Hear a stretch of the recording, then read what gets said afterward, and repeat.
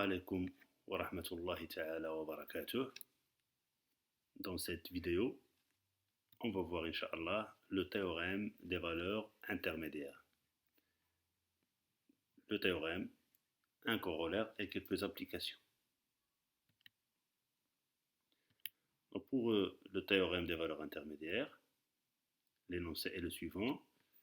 F une fonction continue sur un intervalle AB, sur un segment AB, c'est-à-dire un intervalle fermé et borné AB,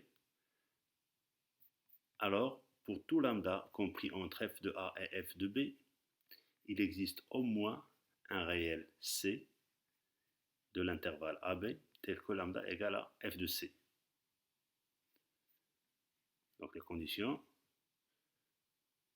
f est une fonction continue sur un segment AB et lambda est compris entre f de A et f de B. C'est-à-dire que l'équation f de x égale à lambda admet au moins une solution dans AB. C'est la solution qu'on a notée ici, C, c'est-à-dire qu'il existe C tel que f de C égale à lambda. Et graphiquement, on a une fonction continue sur AB, sur l'intervalle AB, sur le segment AB. Alors, pour tout lambda compris entre f de A et f de B, il existe un C qui appartient à AB tel que lambda égale à f de C. C'est-à-dire que la droite d'équation y égale à lambda, cette droite-là, cette droite horizontale, coupe la courbe de f en au moins un point d'abscisse C. Et cette droite peut couper la courbe en plusieurs points, mais au moins, il existe un point d'intersection d'abscisse C. Et ceci, bien sûr, c'est grâce à la continuité de la fonction f sur l'intervalle AB. Et bien sûr, le lambda, il est compris entre f de A et f de B. Donc vous pouvez arrêter ici la vidéo pour noter l'énoncé et pour revoir cette explication graphique.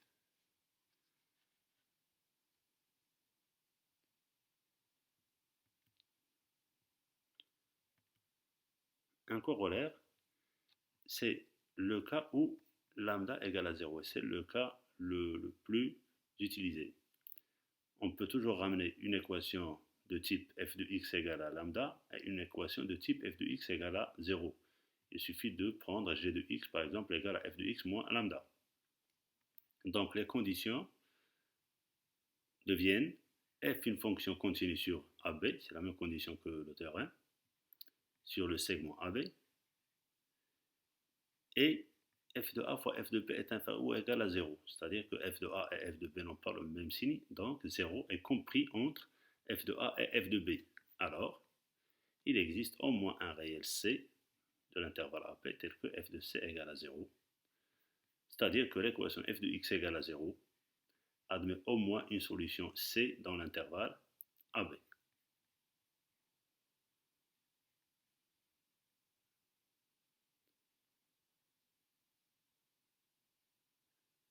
Et graphiquement, la courbe de f, dans ces conditions-là, la courbe de f coupe l'axe des abscisses en au moins un point d'abscisse C dans l'intervalle AB.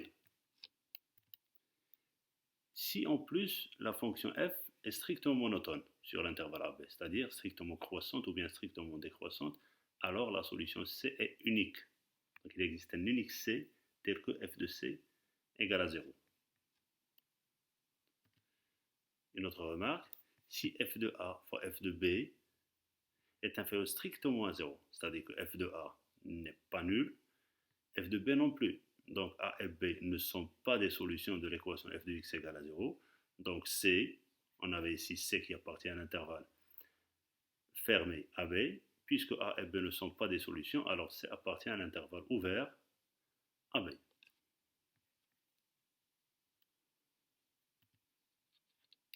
Exemple,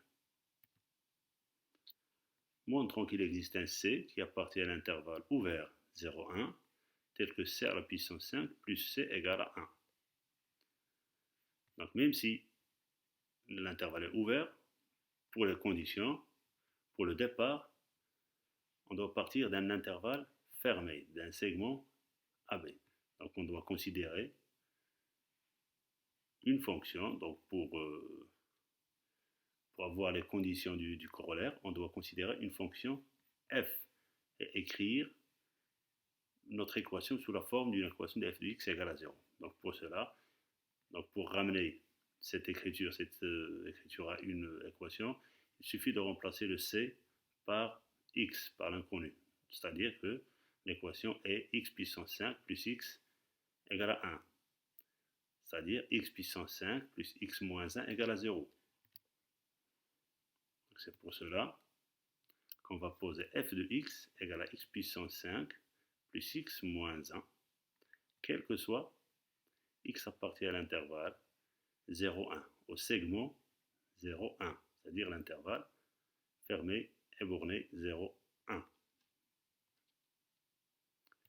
Pour les conditions, la fonction f est continue, c'est la restriction d'une fonction polynôme. Elle est continue sur R, donc elle est continue sur 0, 1. f de 0, c'est moins 1. f de 1, c'est 1. Donc le produit est égal à moins 1, qui est inférieur strictement à 0. C'est-à-dire qu'on est dans cette remarque-là. Donc d'après TVI, il existe un C, au moins un C qui appartient à un intervalle ouvert 0, 1, tel que f de C égale à 0. On a exclu le 0 et le 1 parce que f de 0 c'est moins 1, donc ce n'est pas une solution, 0 n'est pas une solution. f de 1 égale à 1, donc 1 non plus n'est pas une solution, donc C ne peut pas être égal à 0 ni à 1, ça dit que C appartient à l'intervalle 0, 1, ouvert, tel que f de C égale à 0.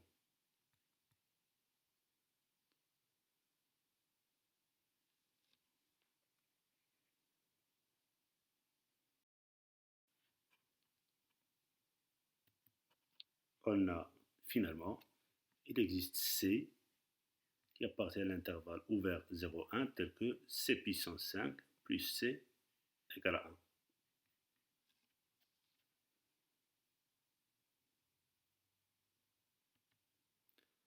On va voir ici quelques exercices, quelques applications. Les énoncés sont là. Pour les corriger, on va voir après.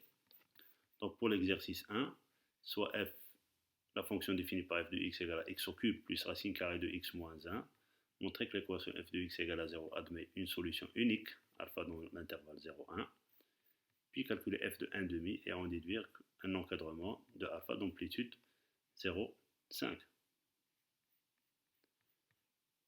Le deuxième exercice,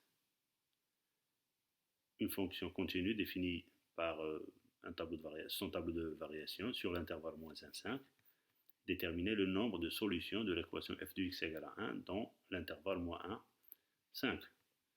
Bien sûr, vous pouvez, c'est une vidéo, vous pouvez l'arrêter pour copier, l'énoncer sur vos cahiers et surtout, n'allez pas directement aux solutions. Prenez votre temps pour... c'est des exercices d'application. Revenez si vous voulez aux énoncés des théorèmes, à l'exemple, et prenez votre temps. Donc on va passer aux autres exercices.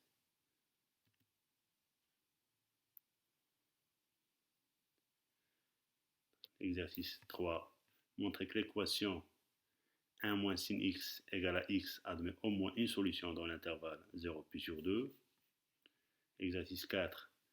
F, une fonction continue sur 0,2 telle que f de 0 égale à f de 2. Montrer qu'il existe un c qui appartient à l'intervalle 0,2 tel que f de c plus 1 égale à f de c. Exercice 5. F, une fonction continue sur 0,1 telle que f de 0 est inférieur strictement à 0. Montrer qu'il existe un bêta qui appartient à l'intervalle 0,1 tel que f de bêta égale à bêta sur bêta moins 1. Exercice 6. A supérieur strict au moins 1 et f une fonction continue sur A, 1 sur A, montrer qu'il existe un C qui appartient à l'intervalle A1 sur A, tel que f de 1 sur C égale à f de C sur C. Exercice 7, f une fonction continue sur un intervalle I, tel que f de x est différent de 0 pour tout x de I. Ça veut dire que f de x ne s'annule pas sur I. Montrer que, quel que soit x appartient à I, f de x supérieur strict au moins 0, ou quel que soit x appartient à I, f de x est inférieur strictement à 0. Là aussi, vous pouvez arrêter pour copier les énoncés.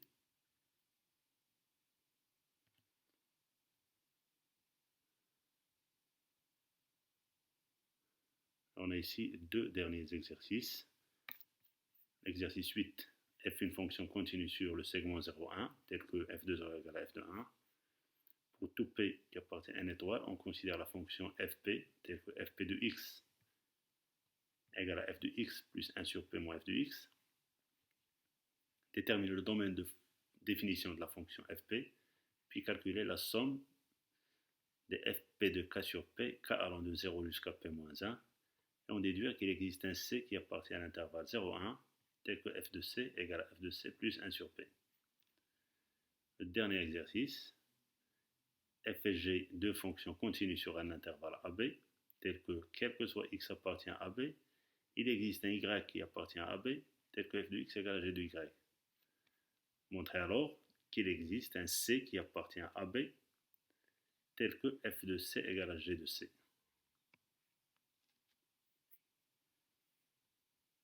Donc on a 9 exercices. Notez les énoncés sur vos cahiers, prenez votre temps, et puis vous pouvez aller découvrir les solutions pour comparer aux solutions proposées.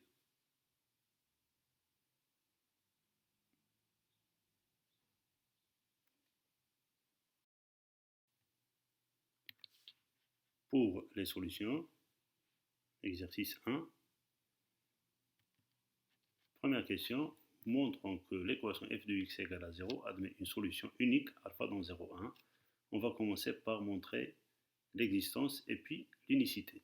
Donc pour l'existence, la fonction f est continue sur l'intervalle 0,1, somme de deux fonctions continues. La fonction racine carrée est continue sur R+, donc continue sur 0,1. La fonction qui a x associé x au cube moins 1, fonction polynôme continue sur R, donc elle est continue sur l'intervalle 0,1. Donc la fonction f est continue sur 0,1. La première condition. La deuxième condition, f de 0, c'est moins 1, f de 1, c'est 1, le produit est égal à moins 1, qui est inférieur strictement à 0. Donc d'après le théorème de valeur intermédiaire, il existe au moins un alpha qui appartient à l'intervalle 0,1, tel que f de alpha égale à 0. Remarque, on peut dire que ici, que alpha appartient à l'intervalle ouvert 0,1, car le produit est inférieur strictement à 0. Donc pour l'unicité de la solution alpha, il suffit de calculer f' pour déduire que f est strictement croissant sur l'intervalle 0,1. Donc quel que soit x appartient à l'intervalle 0,1, f' de x, c'est 3x carré plus 1 sur 2 racine de x, la dérivée de moins 1 c'est 0. Cette expression est supérieure strictement à 0, donc f est strictement croissant sur l'intervalle ouvert 0,1. Pour fermer l'intervalle, il suffit d'avoir la continuité en 0 plus et en 1 moins, ce qui est le cas, car la fonction f est continue sur l'intervalle fermé 0,1, donc elle est continue sur en 0 plus et en 1 moins, d'où f est strictement croissante sur l'intervalle fermé 0,1. D'où l'unicité de la solution alpha.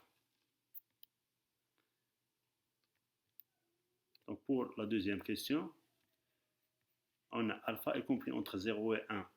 Alpha appartient à l'intervalle 0,1, donc l'amplitude de l'encadrement c'est 1 moins 0, c'est 1. On veut réduire cette amplitude. Donc on va calculer f de 1 demi. F de 1 demi c'est racine de 2 sur 2 moins 7 sur 8, c'est inférieur strictement à 0. Donc le alpha est compris entre 1 demi et 1. On a ici f de 0 est négatif, f de 1 est positif, donc alpha est compris entre 0 et 1. Le centre de l'intervalle 0,1, c'est 1 demi. On calcule f de 1 demi, c'est négatif, donc la solution est dans l'intervalle 1 demi, 1. Si on veut réduire encore plus l'intervalle, on va calculer l'image du centre de l'intervalle 1 demi, 1, 3 quarts, f de 3 quarts. Si c'est positif, donc la solution est entre 1 demi et 3 quarts. Si c'est négatif, la solution alpha est entre 3 quarts et 1. Donc on vient de réduire l'amplitude de l'encadrement de alpha. Cette méthode s'appelle dichotomie, la méthode de la dichotomie. Donc ça nous permet d'avoir un intervalle avec l'amplitude aussi petite qu'on veut. Donc on remarque pour le théorème des valeurs intermédiaires, ça ne donne pas exactement la solution, mais ça nous donne l'existence de la solution. Et puis, on peut réduire l'encadrement de cette solution, ou bien réduire l'amplitude de l'encadrement de cette solution, en utilisant bien sûr cette méthode qu'on appelle la dichotomie.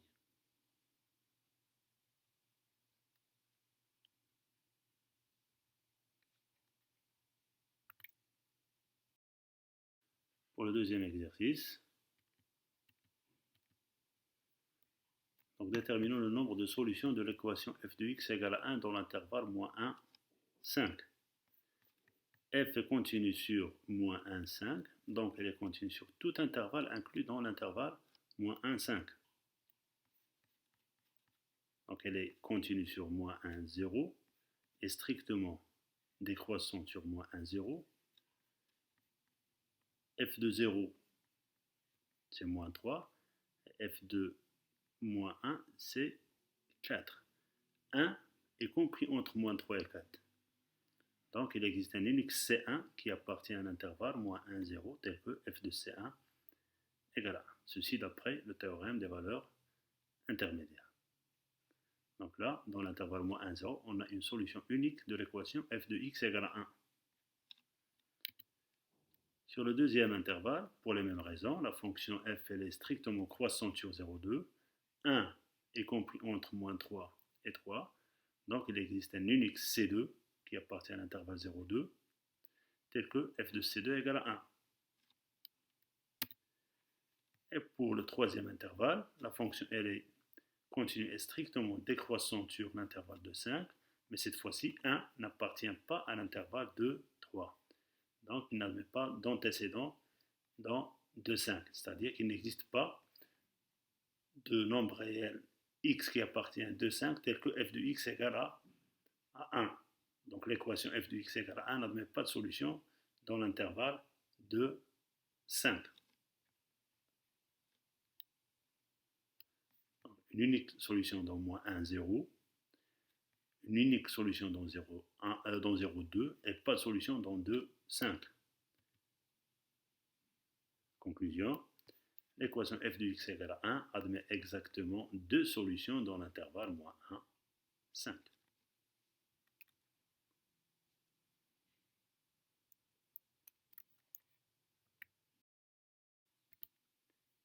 Exercice 3. Montrer que l'équation 1 moins sin x égale à x admet au moins une solution dans l'intervalle 0 pi sur 2. Donc on doit se ramener à une équation de type f de x égale à 0. Pour cela, on va considérer la fonction f définie par f de x égale à 1 moins sinus x moins x pour tout x de 0 pi sur 2. Donc les conditions du théorème, la fonction f est continue sur 0 pi sur 2, somme de deux fonctions continues sur 0 pi sur 2. La fonction moins sin est la fonction qui a x associé 1 moins x, fonction polynôme continue sur R, donc elle est continue sur 0 pi sur 2. La deuxième condition, f de 0 c'est 1, f de pi sur 2 c'est moins pi sur 2, le produit est inférieur strictement à 0, donc d'après TVI, il existe un alpha qui appartient à l'intervalle 0 pi sur 2, tel que f de alpha égale à 0. C'est-à-dire qu'il existe un alpha qui appartient à 0 pi sur 2 tel que 1 moins sin alpha égale à alpha.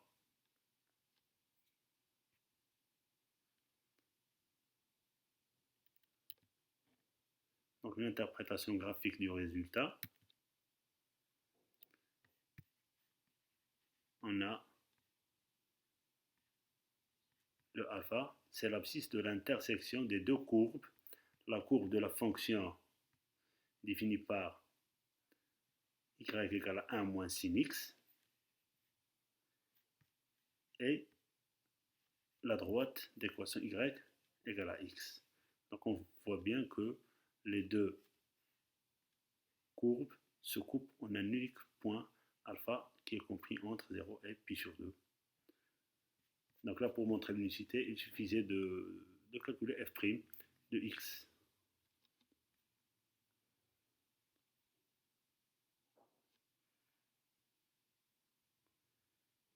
On peut réduire l'intervalle, l'amplitude de l'intervalle 0 pi sur 2 en utilisant la dichotomie, comme dans l'exercice 1.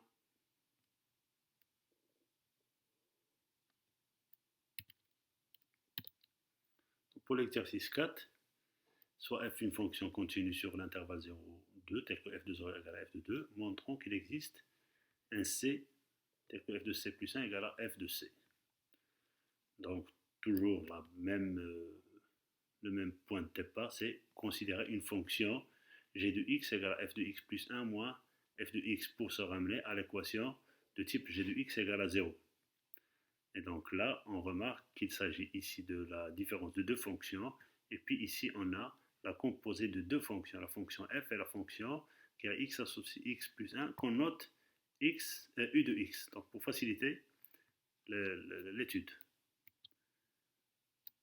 Donc on va montrer d'abord que la fonction qui a x associé f de x plus 1 est une fonction continue. Donc c'est la composée de deux fonctions. La première fonction, c'est la fonction u, elle est continue sur 0, 1. Et puis l'image de l'intervalle 0, 1, c'est 1, 2. La fonction est croissante, donc c'est u de 0, u de 1, qui est inclus dans 0, 2. Et la fonction f est continue sur 0, 2, donc elle est continue sur u de 0, 1. Et d'après la proposition de la continuité de la composition de deux fonctions, la fonction qui a x associé f de x plus 1 est continue sur 0, 1. D'où la fonction g est continue sur 0, 1, car la fonction f est continue sur 0, 2, donc elle est continue sur 0, 1. Donc la fonction g, c'est la somme de deux fonctions continues sur 0, 1. Donc on va calculer g de 1. G de 1, c'est f de 2 moins f de 1. F de 2, c'est f de 0. Donc c'est f de 0 moins f de 1. Et g de 0, c'est f de 1 moins f de 0. Donc ces deux nombres-là, g de 0 et g de 1, sont opposés.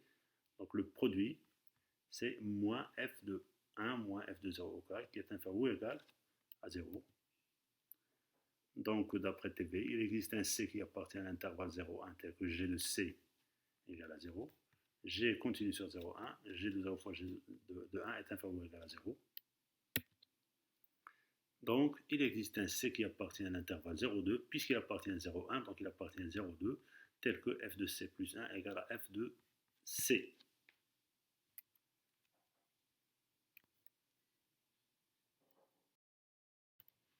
Exercice 5.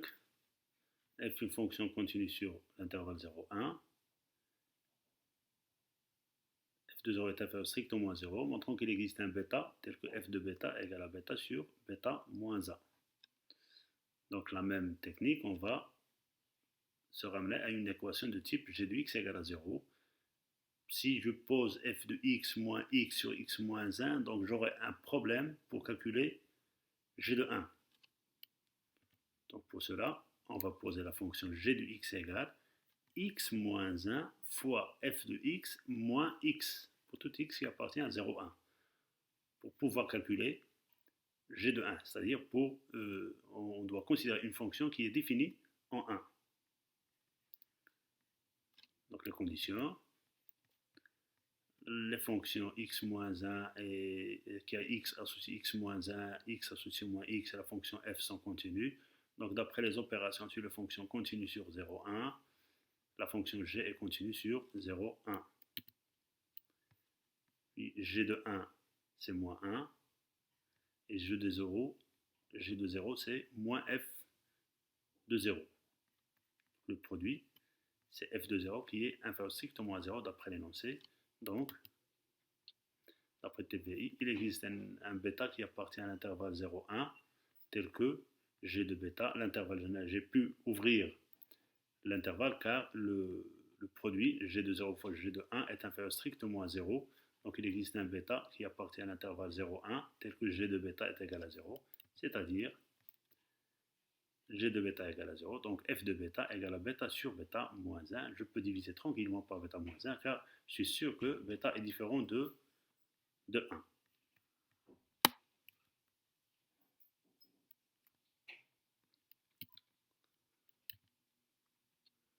Pour l'exercice 6, montrons qu'il existe un C qui appartient à l'intervalle A1 sur A tel que f de 1 sur C égale à f de C sur C. Donc on va considérer la fonction x, f de 1 sur x moins f de x. Donc là aussi, on a la composée de deux fonctions f de 1 sur x, la fonction f rond u avec u de x égale à 1 sur x. Donc pour étudier la continuité de la fonction g, on va commencer par étudier la continuité de cette fonction qui a x associé f de 1 sur x, c'est-à-dire f rond u. Donc on a u, elle est continue et strictement décroissante sur l'intervalle a 1 sur a, qui est inclus strictement dans R étoile plus. Et u de a 1 sur a, c'est u de 1 sur a, elle est décroissante, c'est a. U de a, c'est 1 sur a. La fonction f, elle est continue d'après les données sur l'intervalle a1 sur a, donc elle est continue sur u de a1 sur a, c'est-à-dire que f rond u, c'est la fonction qui a x associé f de 1 sur x, et continue sur a1 sur a. D'où g est continue sur a1 sur a. Ce qui reste, c'est des opérations sur les fonctions continues. Produit, la fonction qui a x associé x est une fonction continue. Cette fonction-là, on vient de montrer qu'elle est continue. Là, on a un produit, et puis la différence ou bien la somme, c'est la même chose. La fonction f, elle est continue. Donc, c'est des opérations usuelles qu'on a vues dans le cours. Donc, reste à calculer g de a et g de 1 sur a. Donc, g de a, c'est a fois f de 1 sur a moins f de a. Et g de 1 sur a, c'est 1 sur a fois f de a moins f de 1 sur a. Là, je factorise par 1 sur a. Donc, c'est 1 sur a fois f de a moins a, f de 1 sur a. Donc, ici, j'ai moins g de a. C'est-à-dire, lorsque je multiplie g de a par g de 1 sur a, donc c'est moins 1 sur a qui multiplie f de a moins a f de 1 sur a au carré, qui est inférieur ou égal à 0. D'où, d'après TVI, il existe un C qui appartient à 1 sur a tel que g de c égale à 0. C'est-à-dire, il existe un C qui appartient à 1 sur a tel que f de 1 sur c égale à f de c sur c.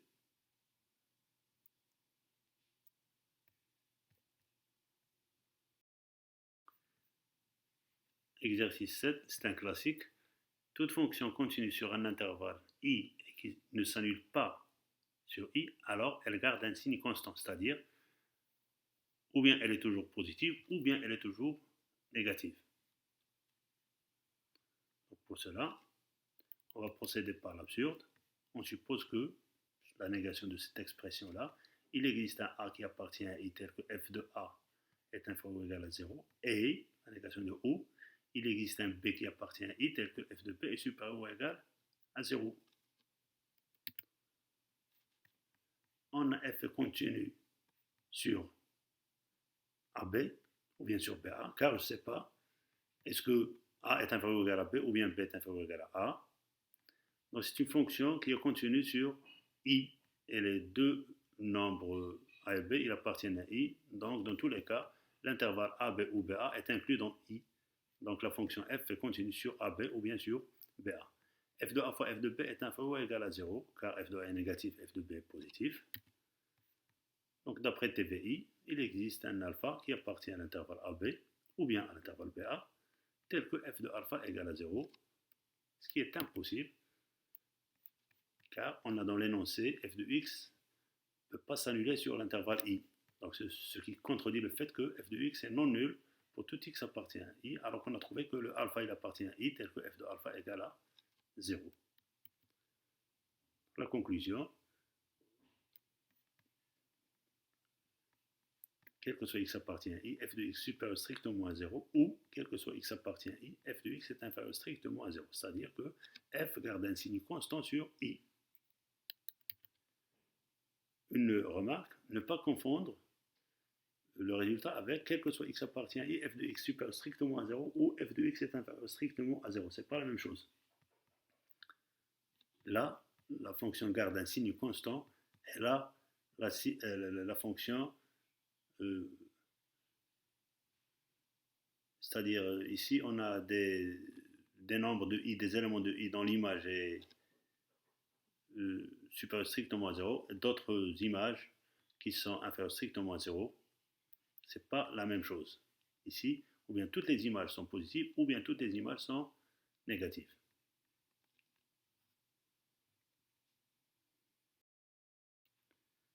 Exercice 8. Première question. X appartient au domaine de définition de la fonction fp, c'est-à-dire que x plus 1 sur p appartient à 0,1, le domaine de définition de la fonction f, et x appartient à l'intervalle 0,1. C'est-à-dire que x appartient à l'intersection des deux intervalles 0,1 et l'intervalle moins 1 sur p, 1 moins 1 sur p, qui n'est autre que l'intervalle 0,1 moins 1 sur p. Donc, c'est le domaine de définition de la fonction fp. On va calculer cette somme-là, la somme des fp de k sur p. Donc, fp de k sur p, c'est f de k plus 1 sur p moins f de k sur p. Donc là, on a une somme télescopique. Une somme télescopique, c'est une somme de la forme sigma de ak plus 1 moins ak. La différence de deux termes consécutifs. Donc c'est ak plus 1 moins ak, la somme des ak plus 1 moins ak, c'est an plus 1, là je remplace par le dernier indice, moins, là je remplace par le premier indice, ap. C'est an plus 1 moins ap. Donc ça donne f de 1, là, je remplace k par p moins 1. p moins 1 plus 1, c'est p sur p, c'est f de 1, moins f de 0. Et d'après les données, f de 0 égale à f de 1, donc cette somme-là est nulle, est égale à 0. Pour la deuxième question, on déduit qu'il existe un C qui appartient à l'intervalle 0,1 tel que f de C égale à f de C plus 1 sur P. Donc on va poser G de x égale à f de x moins f de x plus 1 sur P. Et là, on a la composée de deux fonctions. C'est pour ça qu'on pose u de x égale à x plus 1 sur P pour tout x de 0, 1 moins 1 sur P. U est continu sur 0, 1 moins 1 sur P. C'est une fonction affine. Et l'image de 0, 1 moins 1 sur P, c'est 1 sur P1 qui est inclus dans 0, 1. Donc là, la continuité de la composée de deux fonctions. F est continue sur 0, 1.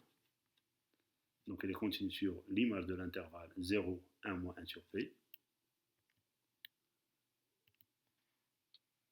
Donc la composée de la fonction f et u est continue sur l'intervalle 0, 1 moins 1 sur P.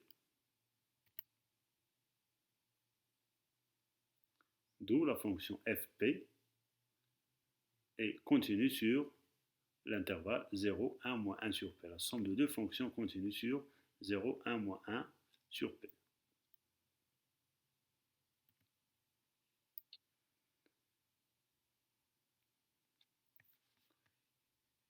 Donc on a la fonction fp est continue sur le segment 0, 1, moins 1 sur p. Donc elle va atteindre ses extrémums sur cet intervalle-là.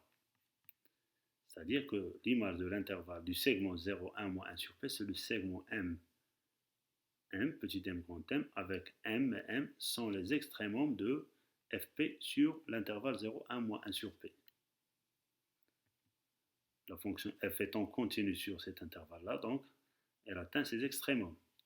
Donc on a, quel que soit x appartient à 0, 1, moins 1 sur p, f de x est compris entre petit m et grand M.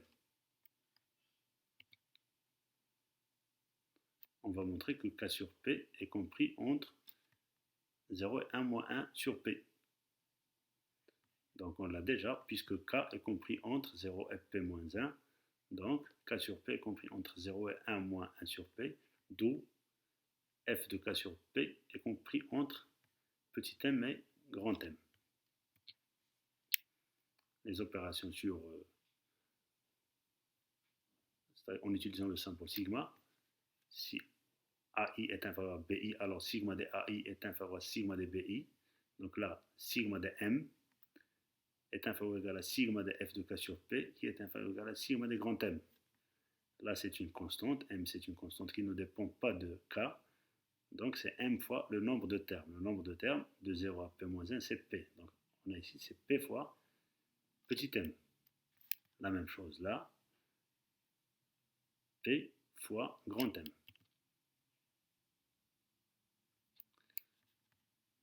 Donc MP est inférieur ou égal à 0, est inférieur ou égal à M fois P, c'est-à-dire que 0 est compris entre petit m et grand M.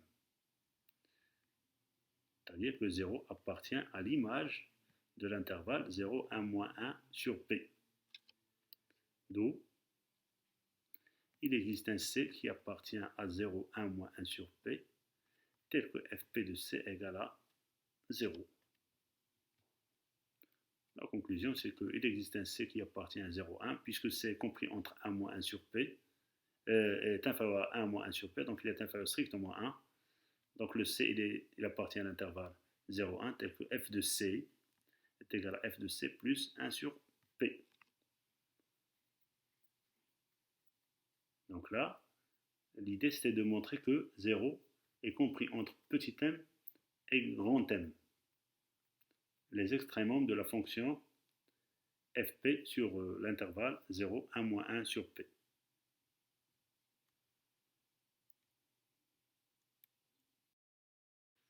Le dernier exercice, montrant que on a f et g de fonctions continues sur un intervalle AB. Quel que soit x appartient à AB, il existe un y qui appartient à AB tel que f de x égale à g de y. Montrant qu'il existe un c de AB tel que f de c égale à g de c. Donc pour cela, on va poser une fonction définie sur AB par h de x égale à f de x moins g de x. La première condition, c'est la continuité, donc il n'y a pas de problème car les deux fonctions sont continues sur AB. Alors h est continu sur AB.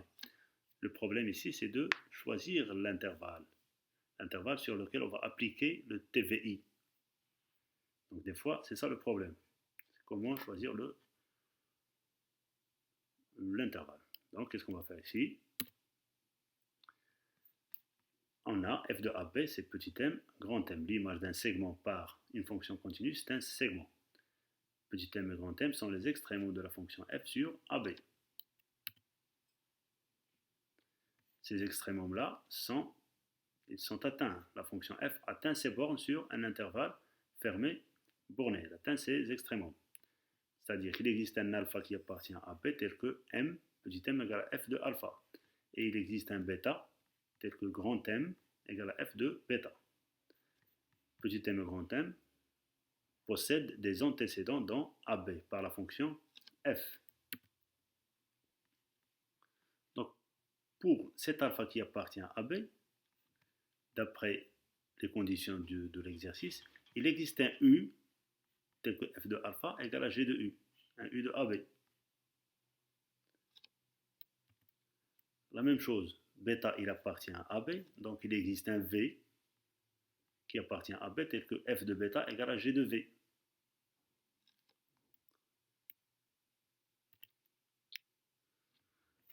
Donc on a H de U. H de U, c'est F de U moins G de U. Et G de U, c'est F de alpha. Et F de alpha, c'est M. Donc H de U, c'est F de U moins M. Et puisque M, c'est le minimum de F sur AB, et U appartient à AB, alors F de U moins M est supérieur ou égal à 0. H de V, c'est F de V moins G de V. G de V, c'est F de bêta. F de bêta, c'est grand M. Donc F de V moins grand M, qui est inférieur ou égal à 0, car M est le maximum de F sur l'intervalle AB. Donc H de U est positif, H de V est négatif, le produit est négatif. Donc là, j'ai trouvé l'intervalle sur lequel je vais appliquer le TVI, c'est l'intervalle UV. D'après TVI, il existe un C compris entre U et V tel que H de C est égal à 0. H, bien sûr, puisqu'elle est continue sur l'intervalle AB, donc elle est continue sur UV ou bien sur VU. Puisque H de C est égal à 0, et le C est compris entre U et V qui appartiennent à AB, donc le C appartient à AB avec F de C égale à G de C, et ce qui achève la solution.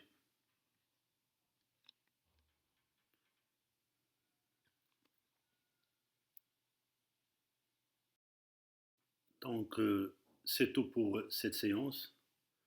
On se retrouve, Inch'Allah, dans d'autres cours ou bien d'autres exercices.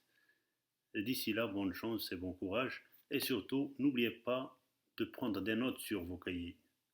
C'est une vidéo. Arrêtez la vidéo chaque fois que c'est nécessaire et prenez des notes sur vos cahiers. Et à la prochaine.